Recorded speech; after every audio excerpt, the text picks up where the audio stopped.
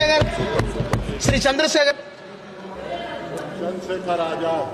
धन्यवाद सभापति जी। आज हम संविधान की गौरवशाली यात्रा पे जो 75 साल की बात कर रहे हैं, ये इनका काम है। माइक। धन्यवाद सभापति जी। आगे सर, आगे। आज हम संविधान की गौरवशाली यात्रा पे बात करने के लिए चर्चा कर रहे हैं। कल से ये चर्चा चल रही है सर। मैंने बहुत सारे दोनों पक्ष के और जितने भी हमारे मेंबर हैं सुना सर, उनको बड़े बड़े नेता हैं सर। इसके भाग 1 में लिखा हुआ है India that is Bharat, Hindustan नहीं लिखा हुआ है सर। लेकिन सारे नेता संविधान पे चर्चा कर रहे हैं, लेकिन हिंदुस्तान ही कहेंगे, भारत कहने की हिम्मत नहीं जुटा पा रहे। ये बड़ा सवाल है सर कि क्या संविधान के हिसाब से बात रखी जा रही है। मैं धन्यवाद दूंगा फूले साहू बाबा साहब अम्बेडकर को और मेरे नेता मान्यवर साहब श्री काशीराम को।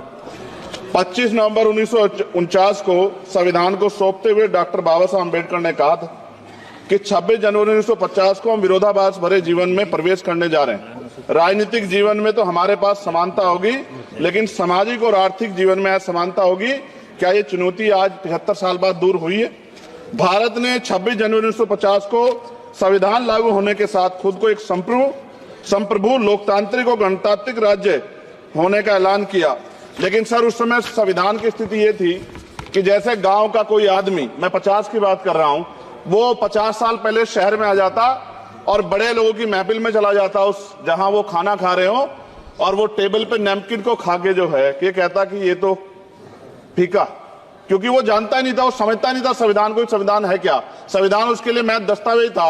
ये जिम्मेदारी थी राजनीतिक दलों पे कि वो संविधान को व्यवहार में लेके आते। और इसके इतने सारे आर्टिकल हैं, अगर इनको व्यवहार में लाया जाता तो मुझे लगता कि आज देश बहुत बदल गया होता।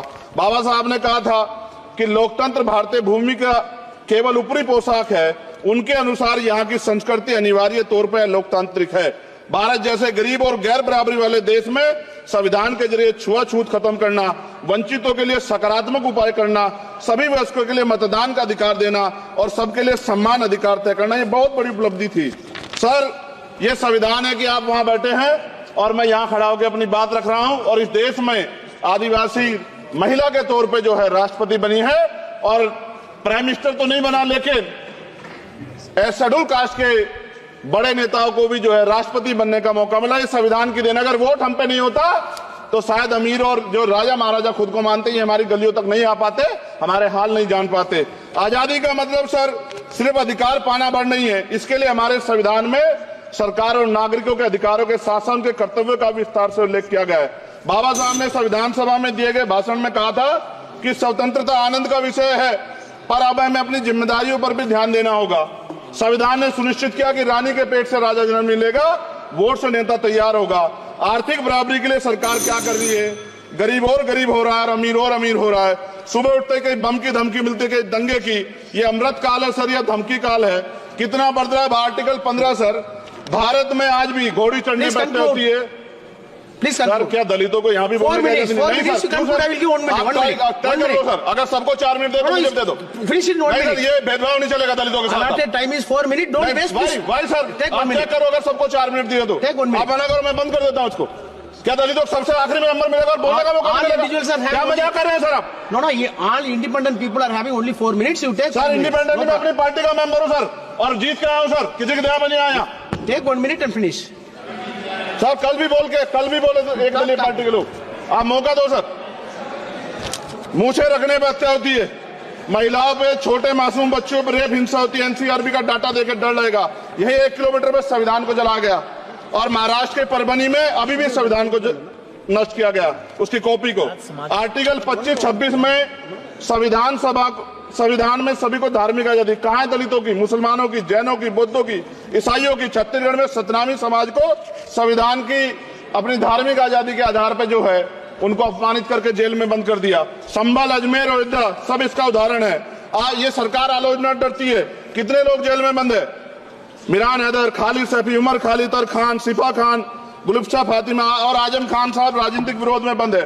सरकार यहाँ बैठी है, सरकार सामाजिक न्याय की बात करती है। बताएं कितने दलित मुख्यमंत्री बना रखे हैं आपने? 13 ज्यादा सरकार स्टेट में सरकार है। कितनी महिला मुख्यमंत्री है? आपकी सरकार ने सुप्रीम कोर्ट के आदेश के बाद रिजर्वेशन प्रमोशन में जारी नहीं किया। और ओबीसी को पॉलिटिकल रिजर्वेशन आप देंगे नहीं देंगे, आप बताने का काम करें। मैं 75 साल की गौरव यात्रा में हम एक सभ्य समाज नहीं बना पाए, इसलिए जाति आधार पर SC ST OBC के बच्चों को प्राइमरी स्कूल से लेकर उच्च संस्थानों में भेदभाव किया जाता है।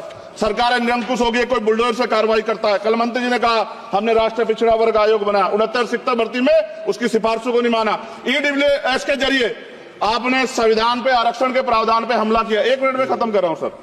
संविधान सर न्यायपालिका में आर्टिकल 124 ये कहता है सर, ये अधिकार जो है। Sanjay sir ji please conclude sir 1 minute में प्लीज संविधान में न्यायाधीशों की नियुक्ति का अधिकार राष्ट्रपति के द्वारा होना चाहिए, अभी तक नहीं हो रही है। All India judicial service commission कब बनेगा?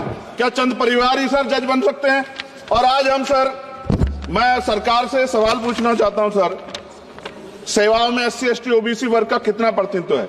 भारत सरकार के मंत्रालयों के अधीन PSU में, बैंकों, बीमा कंपनियों में और स्वच्छता संस्थानों में आउटसोर्स तथा कॉन्ट्रैक्ट पर वर्तमान कार्यरत कर्मचारी कुल कितनी संख्या है? आउटसोर्स और कॉन्ट्रैक्ट में कार्यबल SC ST OBC कितना प्रतिशत है? निजी क्षेत्रों में कार्यरत कर्मचारी उनके SC ST OBC की वर्ग लाभ। सर खत्म कर, लास्ट पॉइंट सर। सर मैं फिर स्पष्ट तौर पर कह रहा हूं सर, यहां बैठे SC और OBC के मेंबर से कह रहा हूं सर, उनको सामाजिक जिम्मेदारी का ध्यान भी रखना चाहिए। पार्टी के प्रति वफादारी के साथ साथ अपने वर्गों के प्रति ईमानदारी भी रखनी चाहिए।